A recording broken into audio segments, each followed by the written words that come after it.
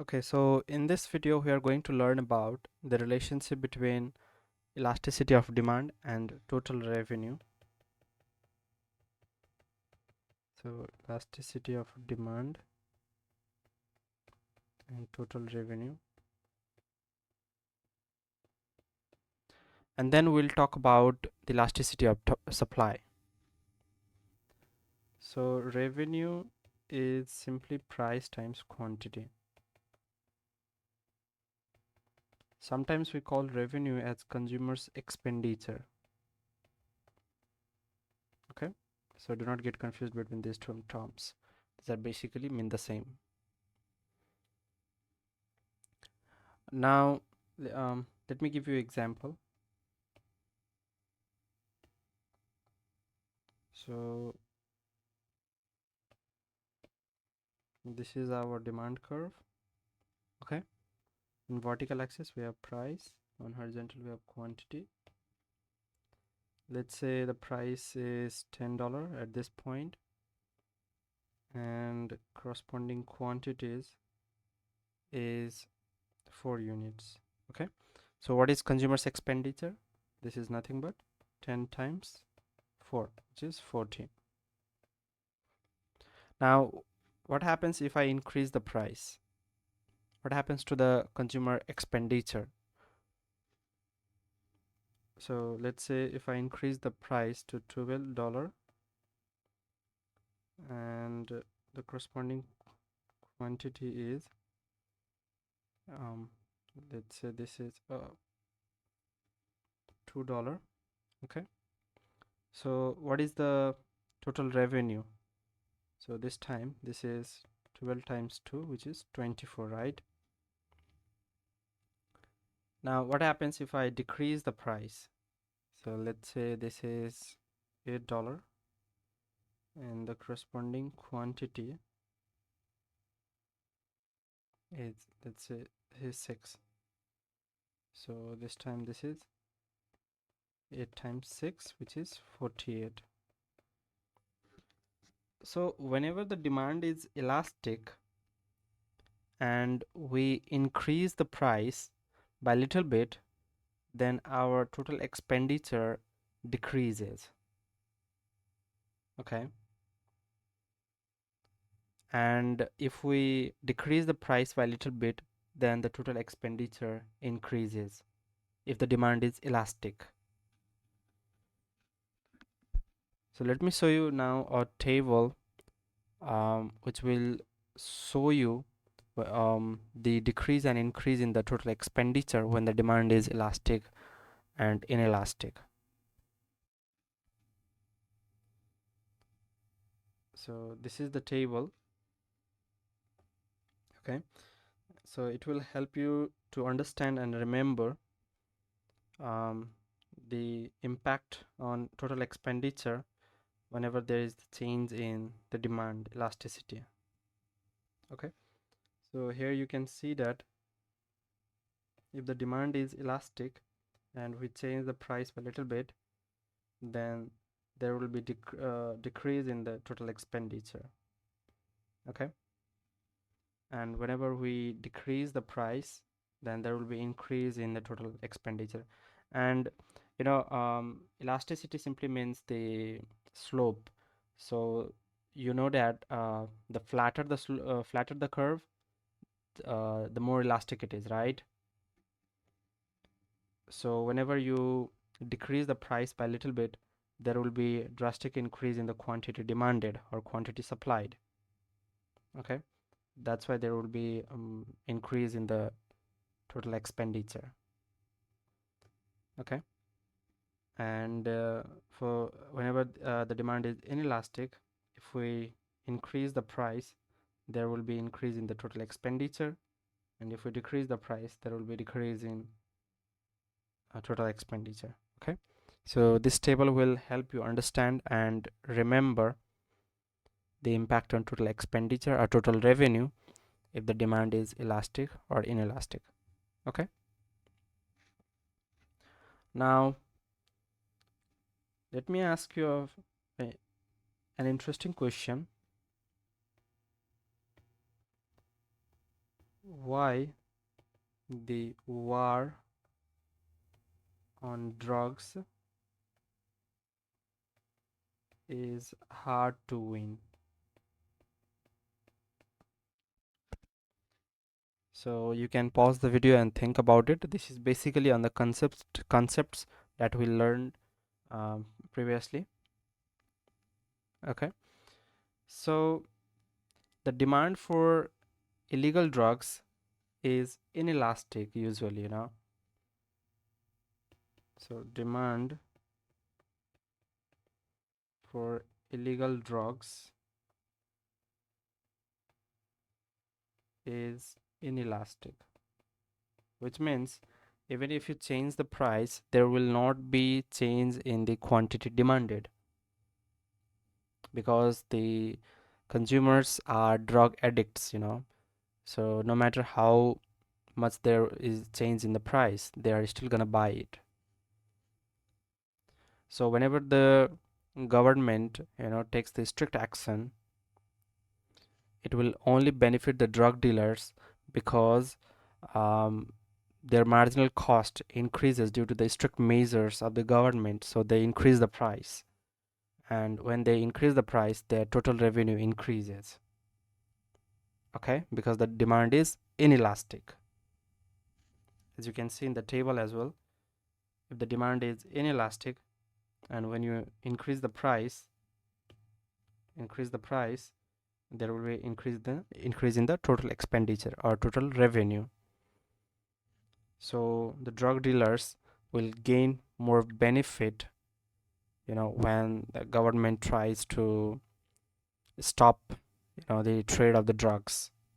So it is very hard to fight against the drugs, you know. So that's the reason. Now, let me give you a demand relation. So P to the power K times Q equals to constant. So this is the demand relation. Now my question is, what is elasticity? What is the price elasticity? Okay, so price elasticity of demand. What is the price elasticity of demand? So you have to remember, in this case, I'm not gonna show you how uh, I obtained this answer. You have to remember this. So in this case, the elasticity at any point PQ is minus K. All right, so you have to remember this. Now based on this understanding, you can answer other questions. For example, if the question is log Q equals to K times log P plus C, and the question asks that what is the price elasticity of demand. Okay, so you have to find the price elasticity of demand. So you can change this equation in this form. Okay, and then if you can change this equation in this form, then you can obtain the elasticity, because elasticity is nothing but minus K, right? So let's change this equation in that form. So you can bring this term to the left side, and whenever there is the log, you can bring this term to the power, and if there is a subtraction in the log, you can write like this in the division. Okay, and you can move the log to the right side, that will become exponent. So this gives you p to the power minus k equals to e to the power c, and this is constant, right? So now this equation has been converted in this form. So the elasticity is k, which is a constant. Okay,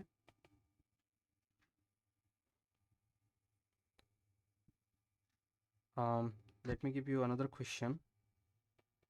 Let's say log q equals to k times log p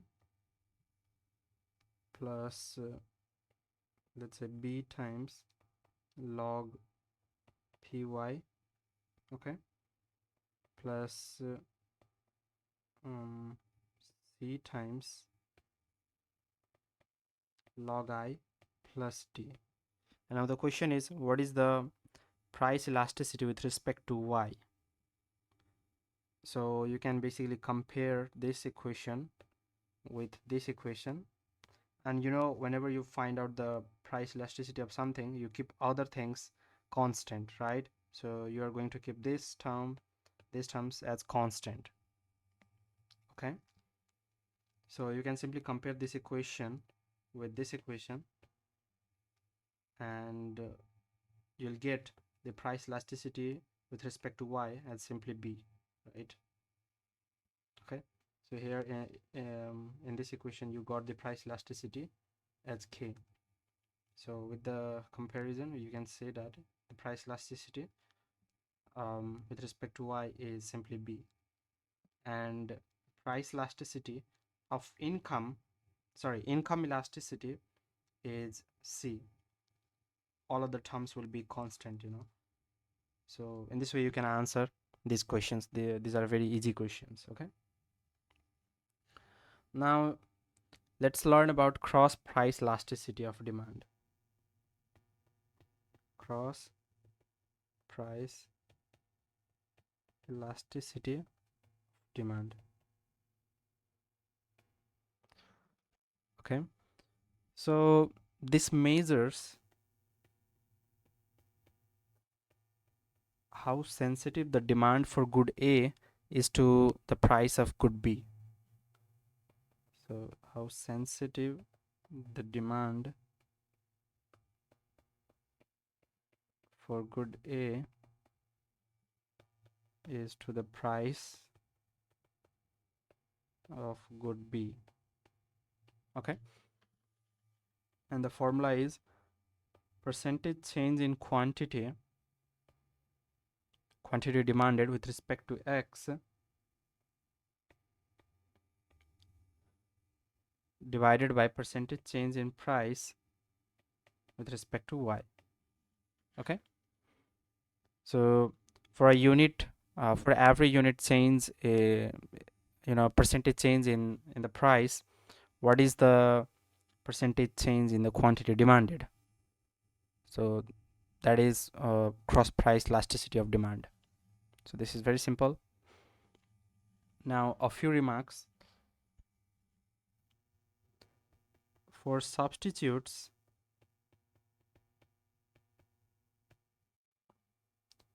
cross price elasticity, I'll write CP in short.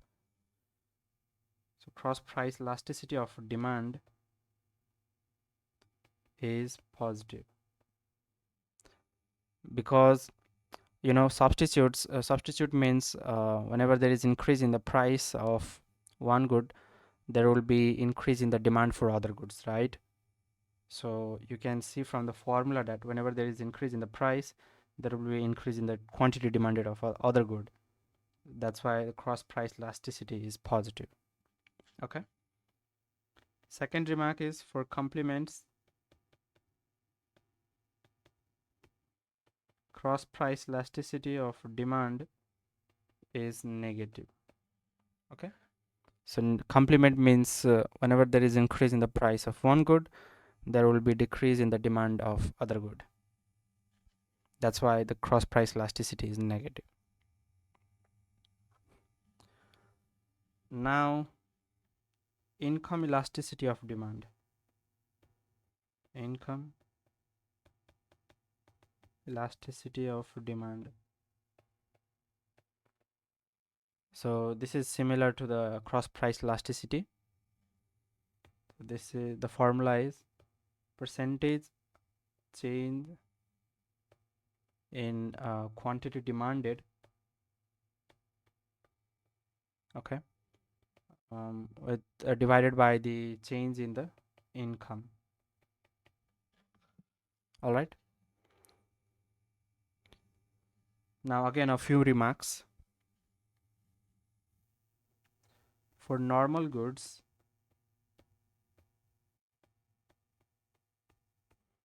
income elasticity is positive. Elasticity is positive because normal goods means whenever there is the increase in income, there will be increase in demand. Okay, so you can see from the formula that whenever there is increase in income, there will be increase in demand, which means the income elasticity of demand will be positive. Second remark, for luxury goods,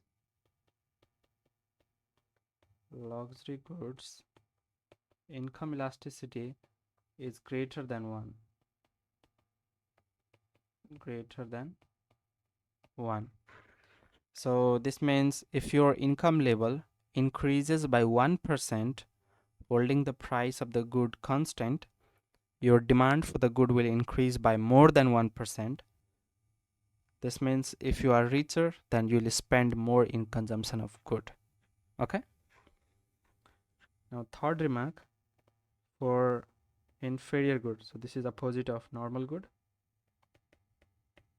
So for inferior goods, income elasticity is negative. Okay, same as the logic for normal goods. Now let's talk about elasticity of supply. I'm not going to talk in very detail because the discussion on the elasticity of supply is very symmetric to the elasticity of demand. I'll quickly go through the elasticity of supply. Okay, so let's first talk about the determinants of elasticity of supply. So determinants. The first determinant is change in per unit costs with increased production.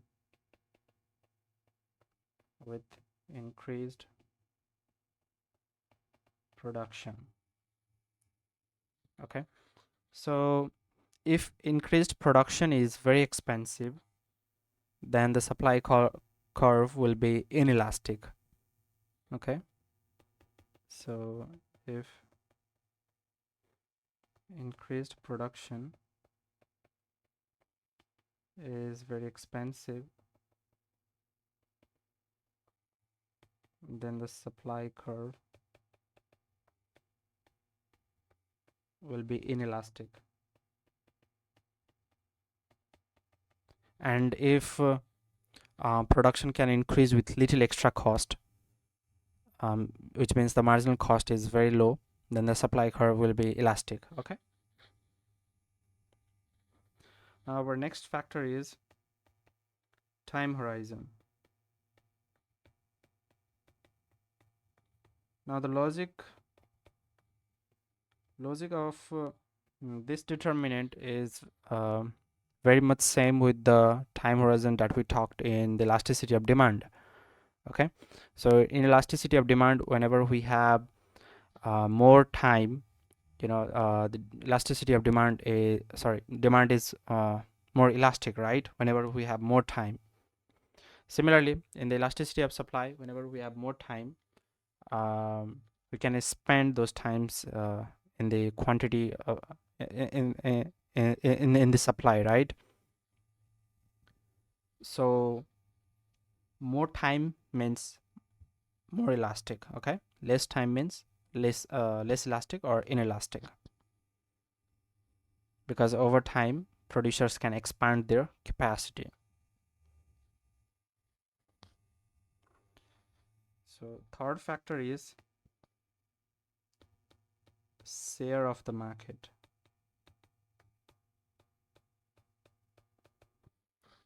For inputs, share of the markets for inputs used in production.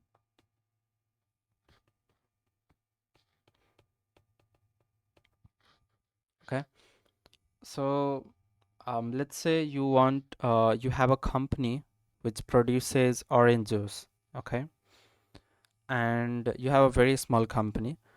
So the main ingredient that that will be used in the production of orange juice is oranges, right?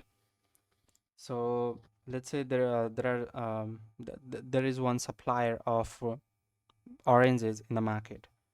So you are a very small company and you want to increase the production of orange by a very little amount, then you'll buy the oranges from the supplier, right? And this will not impact significantly in the price of the oranges in the market, because you are only making you are only making a very little amount of production, since you have a very small company. Okay, so in this case, supply is elastic. Okay, because there is not a big increase in the demand.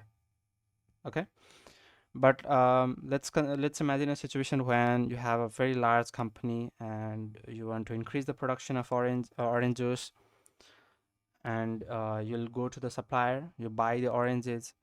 So this will create a kind of shortage in the market, which increases the price. You'll buy a huge amount of oranges, right? So this will increase the price, and in that case the supply becomes inelastic. Okay, so it really depends. So supply is elastic,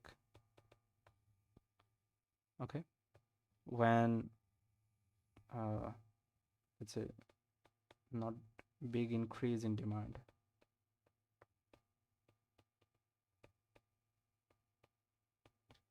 And supply is inelastic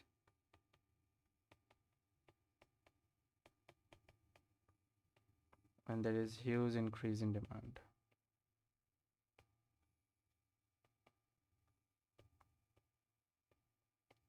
Okay, when industry tries to expand significantly, so there will be huge increase in the demand, and then that means the supply becomes inelastic. Okay, now fourth factor is geographic scope. Geographic scope of the market. So this is similar to what we talked in the classification, in the elasticity of demand. So the wider the scope of the market for a good, the less elastic its supply. Okay. So the wider the scope, the less elastic its supply. Less elastic its supply. And the narrower the scope, the more elastic its supply.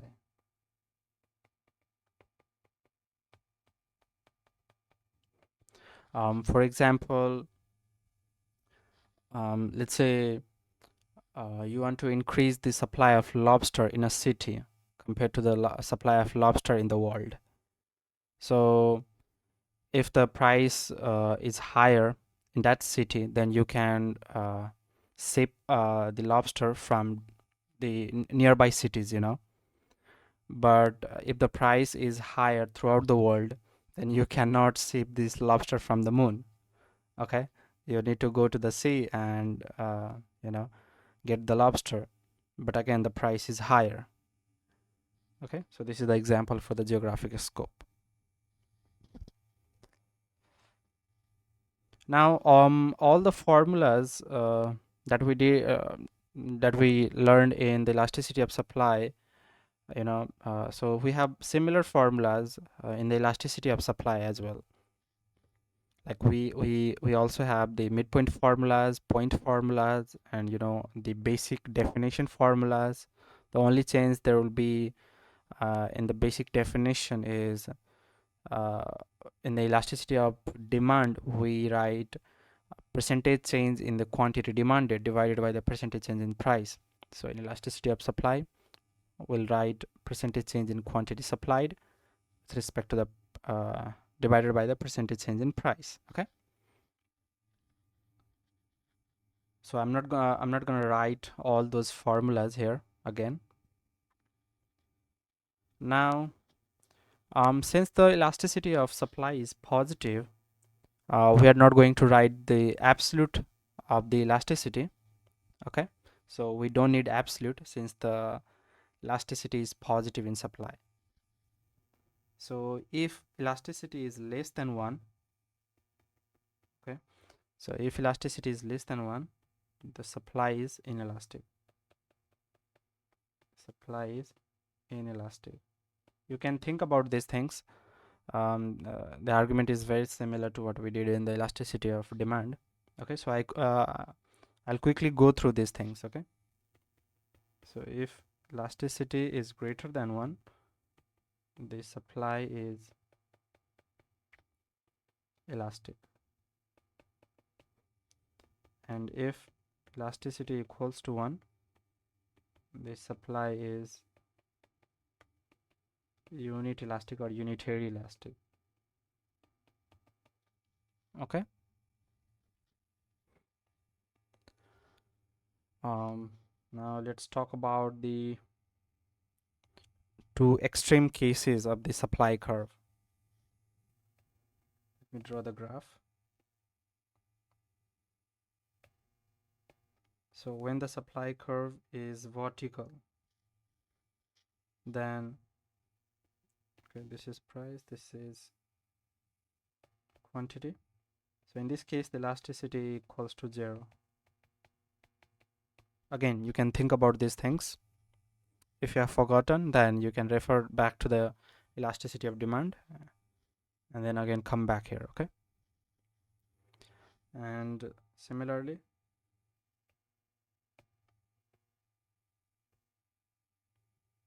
we have another extreme case. So when the supply curve is horizontal or parallel to the vertical horizontal axis. Okay, so in this case,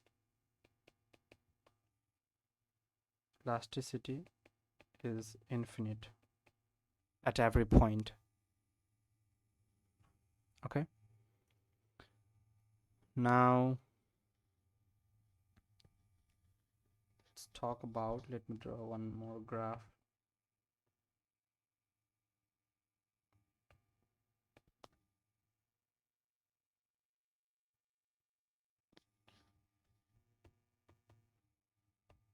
Now my question is, what is the elasticity at each point in the supply curve,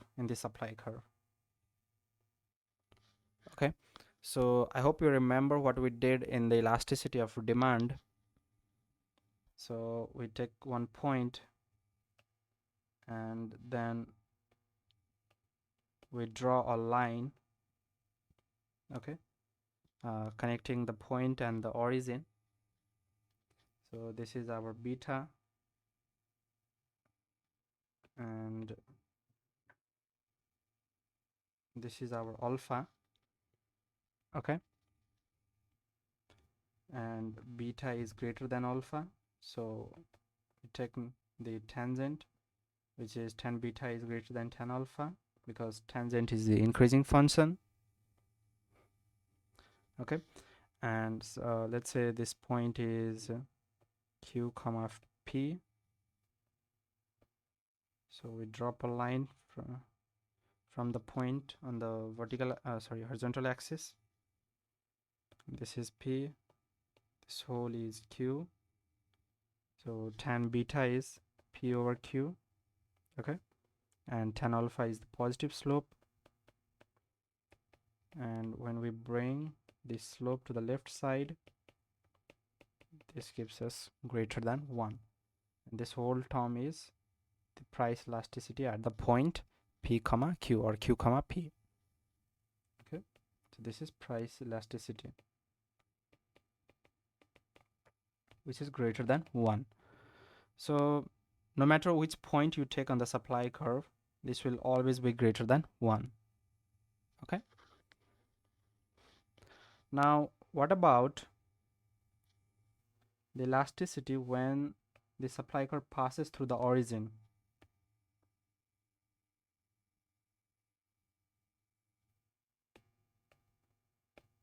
Let's say this is our supply curve.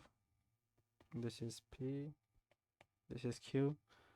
So what is the elasticity at this supply curve? So in this case, our alpha and beta are same, right? This is alpha as well, and this is beta as well. Okay. So alpha and beta in this case are same. So if we go through the similar calculation as we did here, we'll find that elasticity is equals to 1. That is unitary elasticity. Okay. You can do the calculation as well, and you'll find that elasticity is 1 at any point along a straight line supply curve that passes through the origin. So please remember, it should pass through the origin. Okay, so far we talked about the relationship between the elasticity of demand and the total expenditure or total revenue, and then we talked about the elasticity of supply briefly. Okay, so that's it for this video. Thanks so much for watching.